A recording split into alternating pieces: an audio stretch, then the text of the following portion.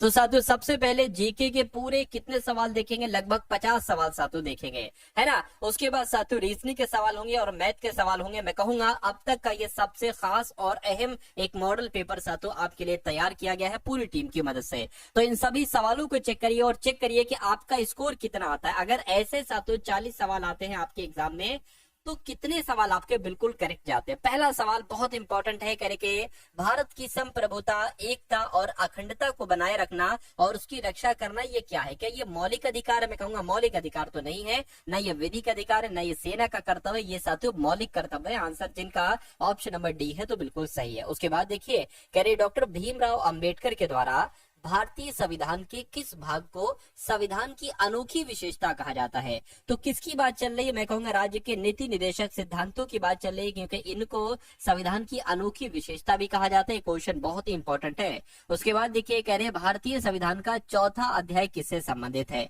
तो भारतीय संविधान का चौथा अध्याय साथियों राज्य के नीति निर्देशक तत्वों से संबंधित है। आंसर आपको ऑप्शन नंबर डी होगा। उसके बाद देखिए कह रहे पहला लोकपाल विधेयक भारत की संसद में कब पेश किया गया था? तो ये साथियों पता है कब पेश किया गया था? 1968 में पेश किया गया था, ये आपको याद रखना है। उसके बाद देखिए कह रहे कौन सा भारतीय संसद का एक अंग नहीं है? देखिए भारतीय संसद के 3 अंग हैं। अगर बात करें तो राष्ट्रपति है, राज्यसभा और लोकसभा, लेकिन राज्य की विधानसभा नहीं है संसद का अंग। तो आंसर आपका अगर है ऑप्शन नंबर डी के साथ तो मैं कहूंगा आंसर आपका बिल्कुल सही है। उसके बाद देखिए कहा जा रहा है कि भारतीय प्रधानमंत्री ने संसद का सामना नहीं किया, यानी कि किस प्रधानमंत्री ने संसद का सामना नहीं किया? तो मैं कहूंगा चौधरी चरण सिंह इन प्रधानमंत्री का नाम था और इन्होंने संसद का कभी सामना नहीं किया साथियों। उसके बाद देखिए अगला सवाल कह रहे कि भारत के प्रथम और एकमात्र कार्यकारी प्रधानमंत्री कौन रहे? यानी कि एक्टिंग प्राइम मिनिस्टर की यहाँ पर बात चल रही है। तो साथियों आपका जवाब जो होना चाहिए वो गुलजारी लाल नंदा के साथ जाना चाहिए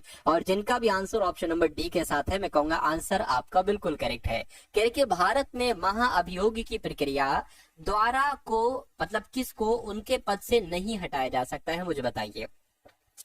देखिए अगर बात करें मतलब महाअभियोग चलाकर भारत के मुख्य न्यायाधीश को हटाया जा सकता है, बिल्कुल सही। मुख्य चुनाव आयुक्त को भी और भारत के राष्ट्रपति को भी महाअभियोग की प्रक्रिया के द्वारा हटाया जा सकता है, लेकिन प्रधानमंत्री साहब को नहीं हटाया जा सकता, नहीं हटाया जा सकता। तो यही तो आपसे पूछा जा रहा था। उसके बाद देखिए करके कौन सा जीव भारत का राष्ट्रीय जल जीव है? तो भारत का राष्ट्रीय जल जीव की अगर बात करें तो जो गंगा नदी की डॉल्फिन मछली है ना, यही भारत की राष्ट्रीय जल जीव कहलाई जाती है। ये आपको याद रखना है। जिनका भी आंसर ऑप्शन नंबर सी तो बिल्कुल करेक्ट है। उसके बाद देखिए कह रहे कि भारत का राष्ट्रीय प्रतीक किस सम्राट के द्वारा निर्मित सिंह कैपिटल का एक प्रतिरूप है? तो मैं कहूंगा साथियों अशोक यहाँ पर आपका राइट आंसर हो जाएगा। यानी कि भारत का जो राष्ट्रीय प्रतीक है ये सम्राट अशोक के द्वारा निर्मित सिंह कैपिटल का एक प्रतिरूप है।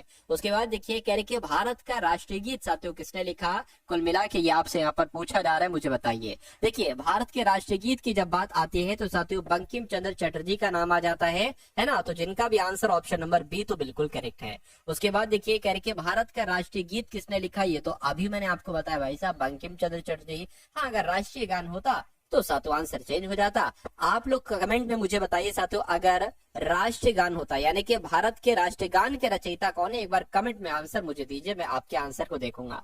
कह रहे कि एक पूर्णिमा से दूसरी पूर्णिमा के बीच की समय अवधि कितनी होती है? तो साथियों 29 दिन से थोड़ी अधिक होती है। क्या 29 दिन से थोड़ी अधिक होती है? अगला सवाल देखिए कह रहे कि भूकंप आने का कारण क्या होता है, मुझे बताइए। 4 ऑप्शन आपके सामने है, आपको बताना है भूकंप आने का कारण क्या पृथ्वी की सतह की ग्लोबल वार्मिंग है? नहीं। जनसंख्या में वृद्धि हो रही है? नहीं साथियों। विस्फोट परीक्षण? नहीं साथियों। पृथ्वी की विवर्तनिक प्लेटों की गति की वजह से साथियों भूकंप आता है। आंसर आपका ऑप्शन नंबर डी होगा। उसके बाद देखिए कह रहे कि नीचे दिए गए विकल्पों में से किससे सुनामी है ना आ सकता है? तो यहाँ पर अगर बात करें इसे हार्बर वेब के नाम से भी जाना जा सकता है। तो कुल मिला के आपको इस सवाल का जवाब देना है समुद्र के भीतर भूकंप, है ना। समुद्र के भीतर अगर भूकंप आता है तो इससे साथियों सुनामी भी आ सकता है और इसे हार्बर वेव के नाम से जाना जाता है। उसके बाद देखिए कह रहे कि निम्नलिखित में से कौन सी सबसे तीव्र भूकंपीय तरंग है? तो किसकी बात चल रही है? मैं कहूंगा प्राथमिक तरंगों की बात चल रही है, क्योंकि प्राथमिक तरंगों की सबसे तीव्र भूकंपीय तरंगे होती है। क्वेश्चन आपके एग्जाम में आएगा, इसलिए आप लोग याद रखेंगे। कह रहे कि भूकंप की किन तरंगों में अनुप्रस्थ विस्थापन शामिल है? तो अगर ये सवाल आपके एग्जाम में आए तो इस तरंगे आपको बता देना, इस तरंग है। उसके बाद देखिए अगला सवाल है, कह रहे कि विंसन मैसिव पर्वत इनमें से किस महाद्वीप में स्थित है? तो ये साथियों पता कहाँ पर है? ये अंटार्कटिक महाद्वीप में है। जो विंसन मैसिव पर्वत है ना, ये अंटार्कटिक महाद्वीप में है, आपको याद रखना है। उसके बाद देखिए आपसे कहा जा रहा है कि 1000 झीलों की भूमि किस देश को कहा जाता है? तो किस देश को कहा जाता है साथियों? नॉर्वे को, फिनलैंड को। बिल्कुल साथियों, फिनलैंड को ही 1000 झीलों की भूमि के नाम से जाना जाता है। ज्योग्राफी शब्द किसके द्वारा साथियों गढ़ा गया? एक बार आप लोग मुझे बता देंगे, देखकर आंसर क्या होगा। तो यहाँ पर अगर बात करते हैं साथियों, देखिए रिटर के द्वारा तो नहीं, अल्ड्रोवेंडी के द्वारा नहीं, हम्बोल्ट के द्वारा भी नहीं साथियों, इनका नाम है इरेटोस्थनीज, और इरेटोस्थनीज के द्वारा ही साथियों ज्योग्राफी शब्द गढ़ा गया। राइट आंसर आपको ऑप्शन नंबर डी होगा। उसके बाद देखिए कह रहे भूगोल का जनक किसे कहा जाता है? एक बार मुझे बता दीजिए। भूगोल के जनक की अगर हम बात करते हैं तो अरस्तु को कहते हैं, टॉलमी को कहते हैं, इरेस्टोस्थनीज को कहते हैं। मैं कहूंगा इरेस्टोस्थनीज को ही साथियों भूगोल का जनक कहा जाता है। ये बात आप लोग याद रखेंगे। अगला देखिए कह रहे कि यूरोप का व्यस्ततम समुद्री बंदरगाह कौन सा है? तो अगर बात करते हैं साथियों रॉटरडैम की, तो ये यूरोप का व्यस्ततम यानी कि सबसे व्यस्त वाला समुद्री बंदरगाह है।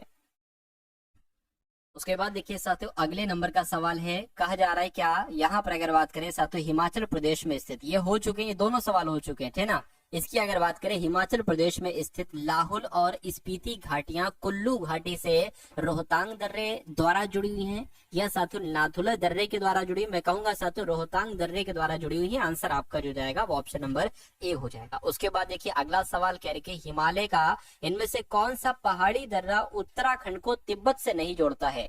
तो कौन सा नहीं जोड़ता है? शिवकीला दर्रा, माना दर्रा? मैं कहूंगा शिवकीला दर्रा नहीं जोड़ता है, नहीं जोड़ता है, तो यही आपका राइट आंसर। अगला देखिए करके हैदराबाद शहर किस पठार में स्थित है? क्या ये डेक्कन के पठार में स्थित है, क्या मेघालय के, क्या मालवा के पठार में, क्या छोटा नागपुर पठार में स्थित है? तो अगर आपके एग्जाम में सवाल है तो डेक्कन के पठार में स्थित है हैदराबाद शहर, ये आप लोग याद रखेंगे। उसके बाद देखिए अगला सवाल कह रहे कि माउंट कंचनजंगा पर्वत ये आखिर क्या है? मुझे बताइए। साथियों अगर आपने अभी तक इस वीडियो को लाइक नहीं किया है तो रिक्वेस्ट मैं आपसे इतनी करूंगा कि वीडियो को तो लाइक कर दीजिए, और चैनल पर अगर नए हैं तो चैनल को भी साथियों जरूर सब्सक्राइब कर लीजिए। और आप अगर साथियों वाकई में एग्जाम को पास करना चाहते हैं, भले इस एग्जाम में साथियों कुछ दिन बाकी हो, मैं कहूंगा साथियों जब से आप हमारी इस वीडियो को देख रहे हैं एनटीपीसी एग्जाम की, आप लगातार साथियों अपने एग्जाम तक साथियों इन सभी सवालों को तैयार करते रहिए। मेरा मानना है कि तैयारी आपकी मैं इतनी करवा दूंगा कि कम से कम ये एग्जाम साथियों आप क्लियर कर रहे हैं ना। तो साथियों कुल मिला के अगर बात करें, मेहनत करेंगे और ईमानदारी के साथ पढ़ाई करेंगे, एक एक सवाल को अच्छे तरीके से देखेंगे, और मैं कहूंगा देखने से, सुनने से, पढ़ने से ये आपके सवाल मनोमस्तिष्क में स्टोर हो जाएंगे, और जब आपके मनोमस्तिष्क में ये सवाल साथों स्टोर हो जाएंगे और जब परीक्षा में साथों ये सवाल आपके सामने आएंगे तो आपका मन, आपका मनोमस्तिष्क साथों उसका उत्तर ऑटोमेटिक दे देगा। तो बस अभी आपको इसको ध्यान से देखना है, अपने फीड करते रहना है साथियों अपने स्टोर में, है ना, जो आपका बॉडी का स्टोरेज है उसमें साथियों स्टोर करते रहना है। चलिए अगला देखिए करके माउंट कंचनजंगा पर्वत ये क्या है? तो मैं कह सकता हूँ विश्व का तीसरा सबसे ऊंचा पर्वत है। आंसर आपका ऑप्शन नंबर डी होगा। उसके बाद देखिए करके दुनिया में दूसरी सबसे ऊंची चोटी कौन सी है? तो अगर बात करते हैं साथियों यहाँ पर अगर बात करें दुनिया में दूसरी सबसे ऊंची चोटी कौन सी है, तो K2 है साथियों। राइट आंसर आपका ऑप्शन नंबर सी होगा। राजघाट बांध किस नदी पर स्थित है? तो मैं कहूंगा साथियों ये बांध बेतवा नदी पर स्थित है। किस नदी पर स्थित है साथियों? बेतवा नदी पर स्थित है। आंसर आपका ऑप्शन नंबर ए होगा। कह रहे कि स्वतंत्र भारत का पहला नदी बांध इनमें से किस नदी पर बनाया गया था? तो अगर आपके एग्जाम में सवाल आ जाए तो दामोदर नदी आप लोग साथियों लगा देंगे, यानी कि स्वतंत्र भारत का पहला नदी बांध दामोदर नदी पर ही बनाया गया था। उसके बाद देखिए कह रहे कि भारत में जिप्सम और चांदी के अयस्क का एक बड़ा हिस्सा कहां से, किस राज्य से साथियों निकाला जाता है? तो किस राज्य से निकाला जा सकता है? मैं कहूंगा राजस्थान से निकाला जाता है। राइट आंसर आपका ऑप्शन नंबर बी हो जाएगा। उसके बाद देखिए कह रहे कि डिगबोई खानों में इनमें से कौन सा प्रचुर मात्रा में पाया जाता है? तो अगर बात करें साथियों पेट्रोलियम की, तो मैं कहूंगा पेट्रोलियम आपके सवाल का बिल्कुल सही जवाब हो जाएगा। अगला देखिए कह रहे कि भारत का पहला परमाणु स्टेशन कब स्थापित किया गया था? तो भारत का पहला परमाणु स्टेशन 1969 में स्थापित किया गया था। उसके बाद देखिए कह रहे कि भारत के पहले रेलवे विश्वविद्यालय का नाम मुझे बता दीजिए। इनमें से कौन सा भारत का पहला रेलवे विश्वविद्यालय था? तो राष्ट्रीय रेल एवं परिवहन संस्थान, यही भारत का पहला रेलवे विश्वविद्यालय था। उसके बाद देखिए करके सीमा सड़क संगठन के अंतर्गत आता है, तो सीमा सड़क संगठन के अंतर्गत रक्षा मंत्रालय, यानी कि जो सीमा सड़क संगठन है ना, ये किस मंत्रालय के अंतर्गत आता है? रक्षा मंत्रालय के अंतर्गत, उपभोक्ता मामले, खाद्य और सार्वजनिक वितरण मंत्रालय, वाणिज्य और उद्योग मंत्रालय या संचार मंत्रालय? मैं कहूंगा साथियों रक्षा मंत्रालय के अंतर्गत ये आता है। इसकी आंसर आपका ऑप्शन नंबर ए हो जाएगा। जोजिला टनल प्रोजेक्ट साथियों कहां पर स्थित है? तो मैं कह सकता हूं कि ये कहां पर स्थित है? जम्मू कश्मीर में। बिल्कुल साथियों, जोजिला टनल प्रोजेक्ट तो जम्मू कश्मीर में ही स्थित है। उसके बाद देखिए कह रहे कि भारतीय रेलवे के द्वारा शुरू किए गए रेल सहयोग वेब पोर्टल का उद्देश्य क्या था? तो साथियों भारतीय रेलवे ने ये क्यों शुरू किया था? शिकायत निवारण के लिए, ट्रेन के चलने के वास्तविक समय आधारित स्थिति का पता लगाने के लिए, टिकट आरक्षण के लिए, या मूलभूत सुविधाएं जैसे शौचालय, कूड़ादान इत्यादि प्रदान करना? मैं कहूंगा भारतीय रेलवे ने रेल सहयोग वेब पोर्टल का शुभारंभ जो किया था वो मूलभूत सुविधाओं के लिए किया था, जैसे शौचालय के लिए, कूड़ेदान वगैरह के लिए। उसके बाद देखिए अगला सवाल कह रहे कि ईटानगर शहर निम्नलिखित में से किस राज्य में स्थित है? यानी कि ये कहां पर स्थित है? ये तो अरुणाचल प्रदेश में स्थित है। आंसर आपका ऑप्शन नंबर ए हो जाएगा भाई। बहुत बढ़िया, वेरी गुड क्लास। चलिए साथ उसके बाद देखिए अगला सवाल है, राजस्थान का सबसे बड़ा शहर कौन सा है? मुझे बताइए, राजस्थान का सबसे बड़ा शहर कौन सा है? बीकानेर है, जैसलमेर है, कोटा है, या साथों जयपुर? मैं कहूंगा जयपुर जो है ना ये सबसे बड़ा शहर है राजस्थान का। उसके बाद देखिए भारत का पहला बैंक जो केवल महिलाओं के लिए है, तो ऐसा कौन सा बैंक की बात चल रही है जो महिलाओं के लिए? मैं कहूंगा भारतीय महिला बैंक है। अगला सवाल आपकी स्क्रीन पर है, आपसे पूछा क्या जा रहा है? आपसे पूछा जा रहा है कि भारत में पहली समकालिक जनगणना कब की गई थी? तो साथियों ये 1881 में की गई थी समकालिक जनगणना। इंपॉर्टेंट क्वेश्चन है ये। कह रहे कि किस राज्य ने शहरी गरीबों को कम लागत वाले भोजन प्रदान करने के लिए कैंटीन योजना शुरू की? तो साथियों कैंटीन योजना किस राज्य ने शुरू की थी? मैं कहूंगा कर्नाटक राज्य ने ही कैंटीन योजना शुरू की थी। आपको साथियों याद रखना है। उसके बाद देखिए अगला सवाल है, कह रहे कि केंद्र की राष्ट्रीय स्वास्थ्य संरक्षण योजना से बाहर निकलने वाला पहला राज्य कौन सा है? तो किस राज्य की बात चले? मैं कहूंगा पश्चिम बंगाल जो है ना ये केंद्र की राष्ट्रीय स्वास्थ्य संरक्षण योजना से बाहर साथियों निकलने वाला पहला राज्य है।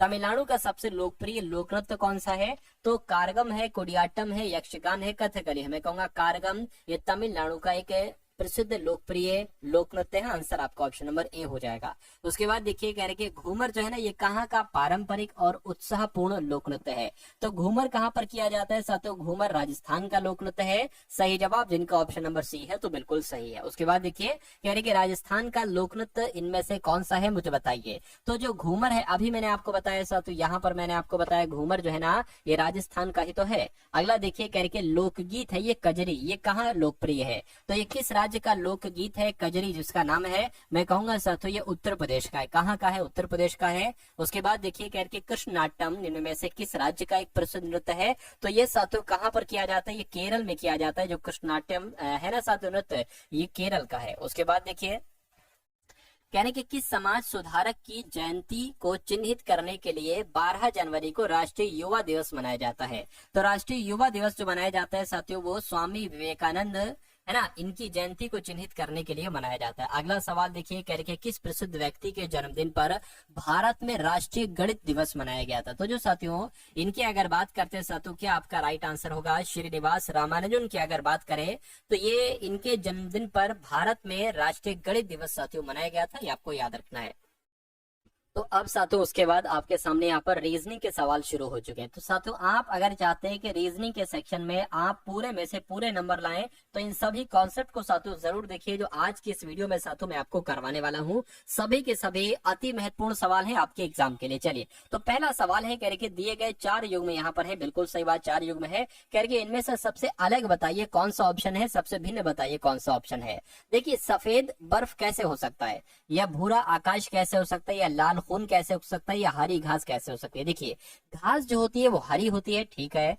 खून जो होता है वो लाल होता है, ठीक है। आकाश भूरा नहीं होता है साथियों, ठीक है। और बर्फ कैसा होता है, सफेद होता है। तो कुल मिला के अगर बात करें आकाश भूरा नहीं होता है, आकाश का रंग कैसा होता है साथियों, नीला होता है। तो यहाँ पर नीला आना चाहिए था। तो सबसे अलग कौन सा हो जाएगा, ऑप्शन नंबर बी वाला हो जाएगा और यही आपके सवाल का बिल्कुल करेक्ट आंसर हो जाएगा। उसके बाद देखिए अगला सवाल बहुत शानदार है। देखिए यहाँ पर आपसे कहा जा रहा है कि एक फोटो की ओर इशारा करते हुए जॉन कहता है। जॉन क्या कहता है, जॉन कहता है साथियों एक फोटो की तरफ इशारा करते हुए कहता है कि वह यानी कि ये जो है ना ये मेरी माँ की बहन यानी कि इनकी माँ की बहन। देखिए इनकी माँ की बहन कौन हो जाएंगी साथियों, माँ की बहन के पति, माँ की बहन के पति है ना, माँ की बहन के पति की इकलौती नातिन कौन होगी? इकलौती नातिन साथियों कहीं ना कहीं वो एक तरीके से क्या हो जाएगी, ठीक है, भांजी हो जाएगी। क्या हो जाएगी साथियों? भांजी हो जाएगी। यानी कि साथियों इकलौती नातिन मतलब एक तरीके से साथियों जो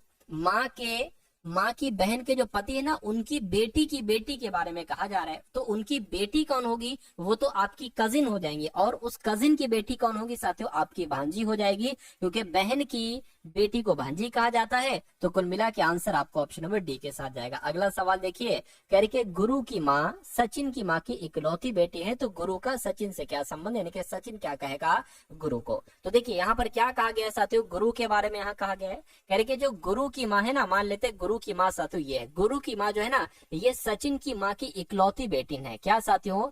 सचिन की, यानी कि ये जो गुरु की माँ है ना, ये सचिन की माँ की इकलौती बेटी है। क्या साथियों? ये इकलौती बेटी है, यानी कि ये माँ हो गई, इनकी बेटी ये हो गई, और इनका बेटा ये हो गया। तो साथियों ये कौन होंगे? मैं कहूंगा ये तो भाई बहन आपस में हो जाएंगे, है ना, ये बहन हो जाएंगे, भाई हो जाएगा। कह रहे कि गुरु क्या कहेगा सचिन को? तो मम्मी का भाई कहेगा, मम्मी का भाई यानी कि साथियों मामा कहेगा। तो मामा कहेगा, आंसर आपका क्या हो जाएगा? मामा हो जाएगा।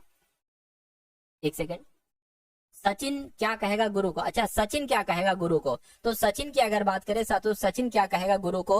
तो ये तो भांजा कहेगा। अगर ये कहा जाता कि सचिन का गुरु से क्या संबंध है, यानी कि गुरु क्या कहता सचिन को, तो मामा कहता, लेकिन पूछ रहे हैं सचिन क्या कहेगा गुरु को, तो भांजा कहेगा। यानी कि आंसर आपका ए नहीं बल्कि ऑप्शन नंबर बी हो जाएगा, भांजा होगा। उसके बाद देखिए अगला सवाल है, कथन और निष्कर्ष वाले सवाल साथियों हर बार आपके एग्जाम में आते हैं, इसलिए इन सवालों को आप लोग बहुत अच्छे तरीके से साथियों देखिएगा और मुझे बताइएगा आपका सही जवाब यहाँ पर क्या हो सकता है। चलिए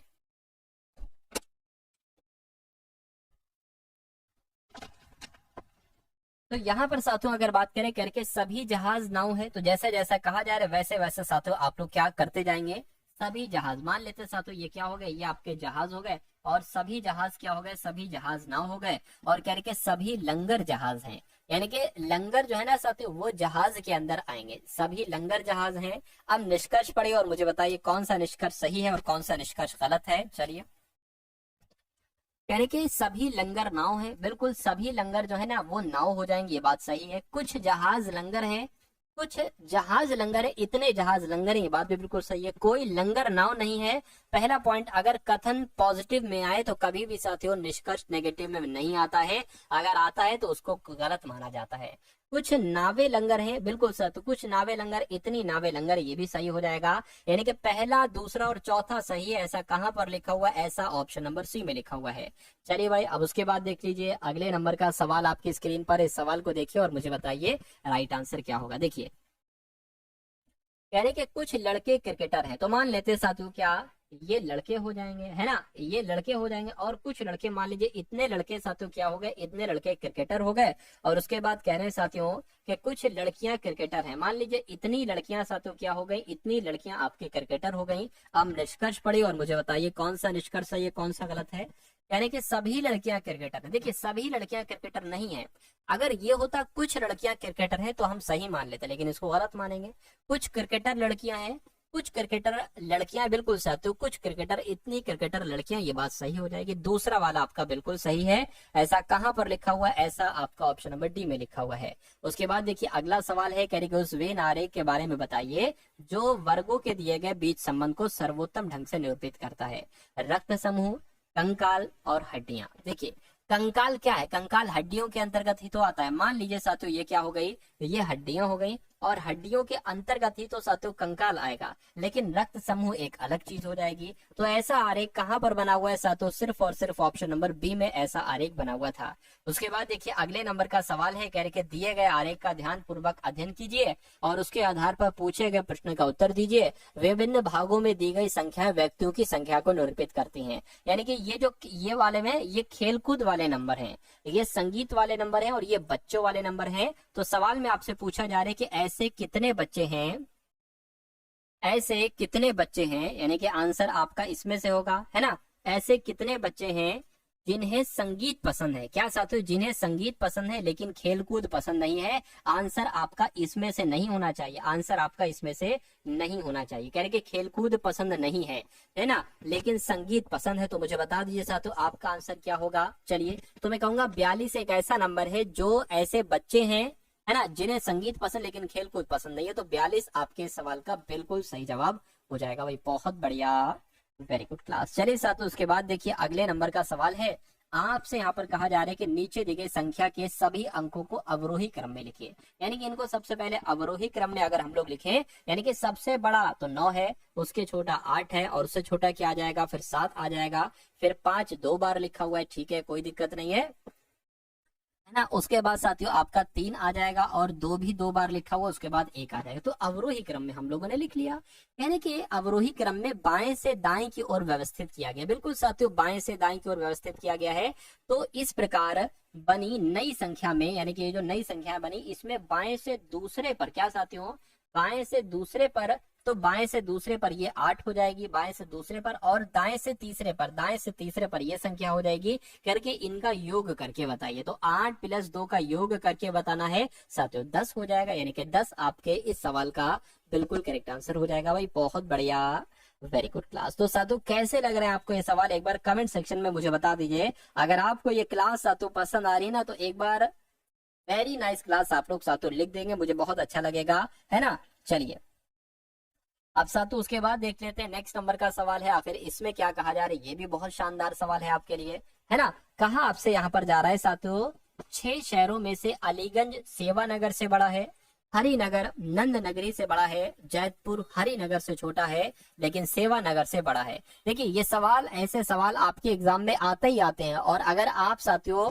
लंबी रेस के घोड़े बनना चाहते हैं, यानी कि एक दमदार घुड़सवार बनना चाहते हैं, सिलेक्शन पाना चाहते हैं, तो ऐसे सवालों की प्रैक्टिस करिए, क्योंकि ऐसे सवाल आपके एग्जाम में आएंगे। लेकिन अगर ऐसे सवालों को देखकर आप भाग जाते हो, इसका मतलब है कि आपके और आपके सिलेक्शन से दूरी बहुत ज्यादा हो जाएगी, फिर चिंता करने की जरूरत है आपको साथियों। इसलिए इन सवालों को समझिए, पढ़िए, ऐसे ही सवाल आपके एग्जाम में आएंगे।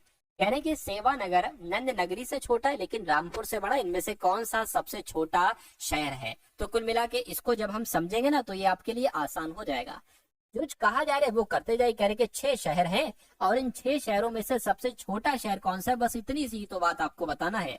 कह रहे कि अलीगंज सेवानगर से बड़ा है। यानी कि अलीगंज की अगर हम बात करते हैं साथियों, ये जो अलीगंज है ना साथियों, अलीगंज ये किससे बड़ा है, ये सेवानगर से बड़ा है। अभी हमें जितनी जानकारी दी गई हमने उतनी काम कर लिया। उसके बाद कह रहे कि हरिनगर नंद नगरी से बड़ा है। तो हरिनगर की अगर हम साथियों बात करें, यहाँ पर जो हरिनगर है ना, हरिनगर ये नंद नगरी से बड़ा है, ठीक है, ये नंद नगरी से बड़ा हो जाएगा। हरिनगर जो है ना, ये साथियों नंद नगरी से यहाँ पर साथियों ये बड़ा हो जाएगा, हरिनगर। उसके बाद कह रहे कि जो जैतपुर है ना, ये हरिनगर से छोटा है। यानी कि जैतपुर की जब हम बात करते हैं साथियों, तो जैतपुर की अगर बात करें, ये साथियों हरिनगर से, क्या जैतपुर की अगर बात करें, तो जैतपुर छोटा है। किससे छोटा है साथियों, हरिनगर से छोटा है। करेंगे लेकिन सेवानगर से बड़ा है। यानी कि जैतपुर जो है ये सेवानगर से तो बड़ा है, लेकिन साथियों हरिनगर से छोटा है। उसके बाद कहा जा रहा है कि सेवानगर नंद नगरी से छोटा है। जो सेवानगर है ना साथियों, सेवानगर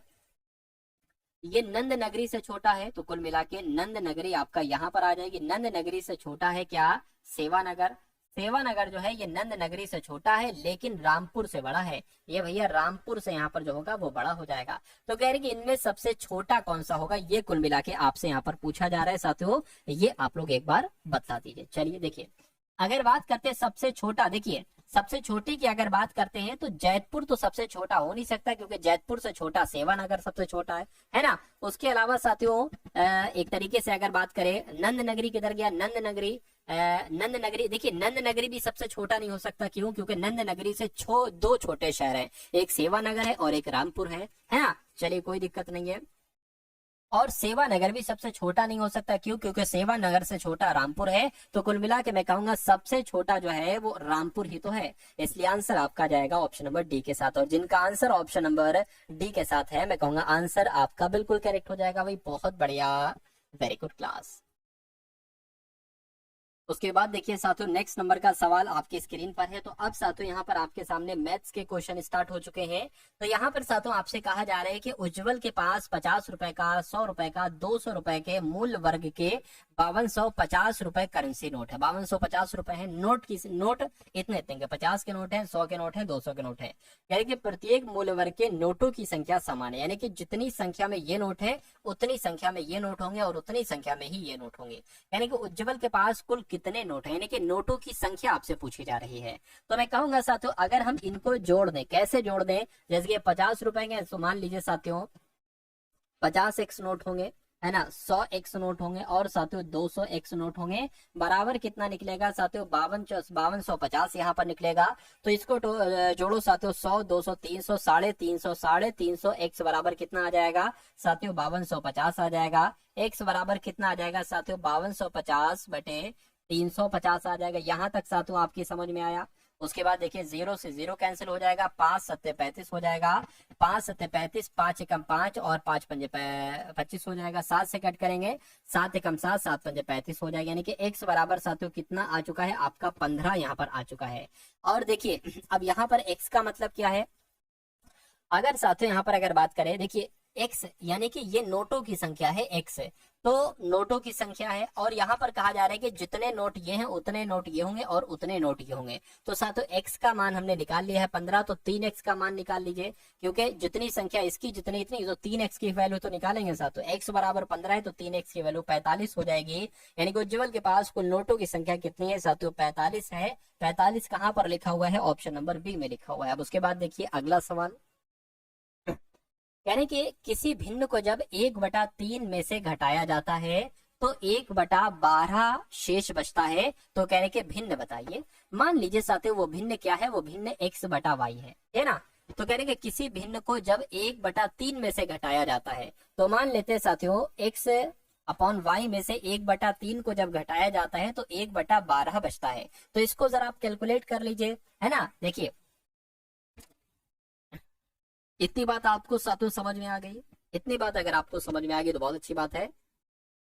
यहाँ पर ये कहा गया है कि जब किसी भिन्न को, हमने उल्टा कर दिया, गलत कर दिया साथियों, कैसे, ऐसे थोड़ी ना होगा, ऐसे होगा, मैं आपको बता देता हूँ। देखिए कह रहे कि जब किसी भिन्न को इसमें से घटाया जाता है 1/3 में से साथियों, मान लीजिए उस भिन्न को हमने घटाया है x/y, तो 1/12 आता है। इसको आपको कैलकुलेट करना है। देखिए ये 1/3 है, ये प्लस का है ना, उधर चला जाएगा माइनस का हो जाएगा, यानी कि x/y माइनस का रहेगा ये, और 1/12 माइनस साथियों क्या आ जाएगा 1/3 आ जाएगा। इसको आपको साथियों कैलकुलेट कर लेना है। माइनस x/y बराबर ये 3 इधर आ जाएगा, 3 एकम 3 हो जाएगा, ये -12 हो जाएगा और 12 3 आपका 36 हो जाएगा। यानी कि माइनस का x/y बराबर कितना आ जाएगा, माइनस का 9/36 आ जाएगा, है ना। तो साथियों इसको अगर कट करें है ना हम लोग, तो कैसे करेंगे, 9 एकम 9, 9 चौक 36 हो जाएगा। यानी कि साथियों x/y जो कि माइनस का है, 1/4 आता है जो कि माइनस का, माइनस से माइनस कैंसिल हो जाएगा। तो कह रहे कि वो भिन्न कितनी है, वो भिन्न साथियों 1/4 है। 1/4 आपके सवाल का बिल्कुल सही जवाब हो जाएगा भाई, बहुत बढ़िया,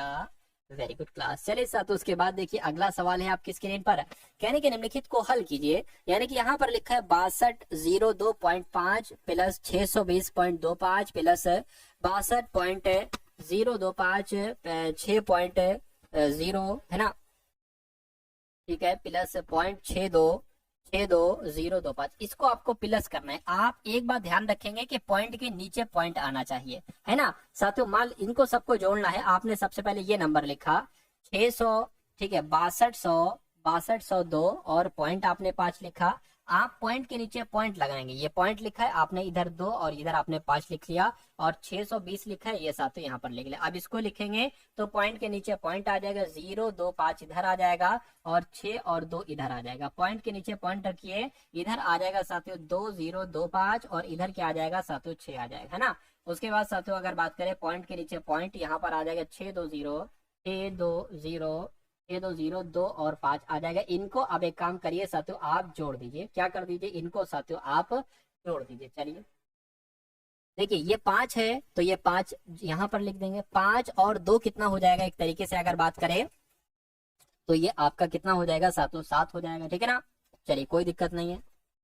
उसके अलावा 0, 2 और 5 ये कितना हो जाएगा, ये भी आपका 7 हो जाएगा। अब इसको टोटल कर लीजिए, 5, 2 और 2 यानी कि कुल मिला के 7 9 हो जाएगा। अब इसको टोटल कर लीजिए, 6 2 8, 8 और 2 10, 10 और 5 15 हो जाएगा। 15 का अब यहाँ पर देखिए पॉइंट लग जाएगा, पॉइंट के नीचे अब हासिल का 1 लग जाएगा।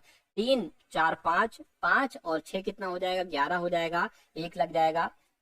3 और 6 9 हो जाएगा। अब साथ तो ये 8 हो जाएगा और ये 6 हो जाएगा। तो ये ऐसा कहाँ पर लिखा हुआ है, 6891.59775, ऐसा ऑप्शन नंबर डी में लिखा हुआ है। तो जिनका आंसर ऑप्शन नंबर डी के साथ है, मैं कहूंगा आंसर आपका बिल्कुल करेक्ट हो जाएगा भाई। बहुत बढ़िया, वेरी गुड क्लास।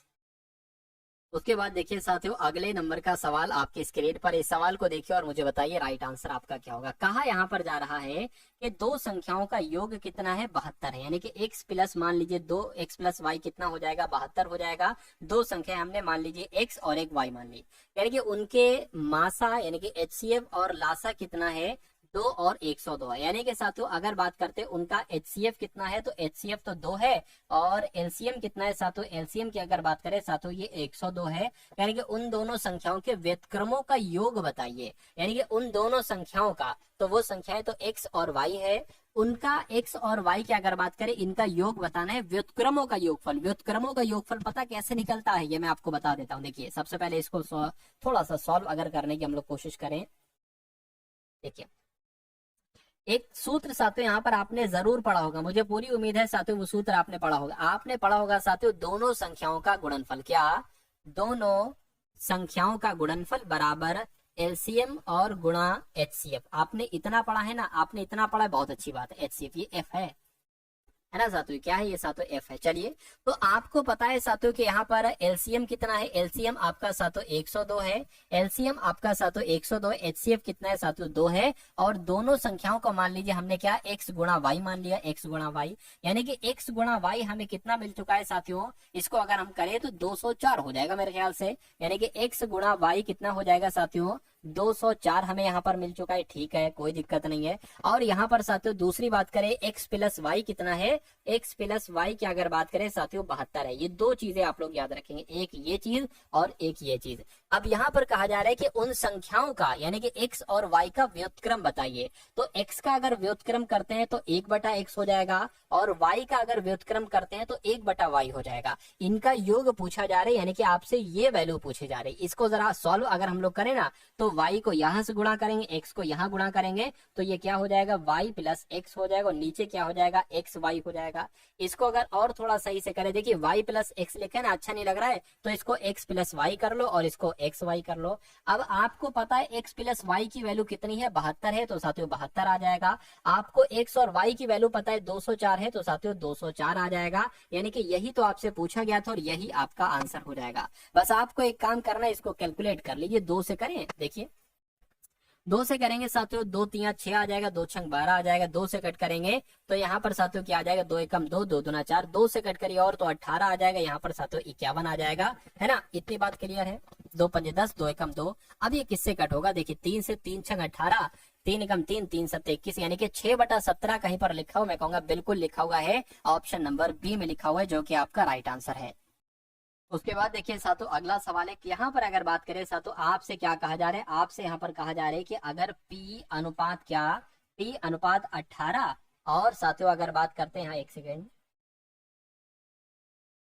P अनुपात 18 और साथियों 5:3, तो इसमें P का मान आपको बताना है। देखिए कभी भी अगर आपको इस फॉर्म में लिखा हो तो आप साथियों बटा कर लीजिए, P/18 और इसको बराबर कर लीजिए 5/3। इसमें से आपको P का मान निकालना बहुत आसान है, बराबर है ना, क्रॉस मल्टीप्लाई कर दीजिए, है ना। 18 की गुणा 5 से कर दीजिए, P बराबर कितना मिल जाएगा, 5×18/3 मिल जाएगा। इसको कैलकुलेट कर लीजिए, 3 एकम 3, 3 6 18, 6 पंजे 30 हो जाएगा। यानी कि P का मान जो निकलेगा वो 30 निकलेगा, और 30 कहाँ पर है साथियों, 30 आपका ऑप्शन नंबर बी वाले में है।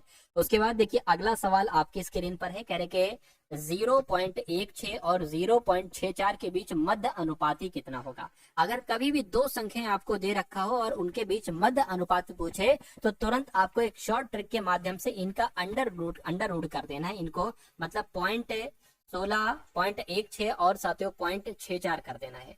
अब आपको ये देखना है साथियों, अब इनको आपको बाहर निकालना है, क्या साथियों, अगर बात करें साथियों, आप इनको देखिए, ये 4 का स्क्वायर है ना, तो साथियों 4 बाहर आ जाएगा लेकिन पॉइंट वाला। ये किसका स्क्वायर है, ये 8 का स्क्वायर है, तो साथियों 8 बाहर आ जाएगा पॉइंट वाला। तो कुल मिला के 4 अट्ठे कितना हो जाएगा, 32 हो जाएगा। एक नंबर के बाद प्लस एक नंबर के बाद, यानी कि 2 नंबर के बाद हमें यहाँ पर पॉइंट लिखना होगा। तो पॉइंट 3 2 आपके इस सवाल का साथियों बिल्कुल सही जवाब हो जाएगा भाई। बहुत बढ़िया, वेरी गुड क्लास। तो साथियों कैसी लगी आपको ये क्लास, एक बार कमेंट सेक्शन में आप लोग जरूर बताइएगा। एक बार साथियों कमेंट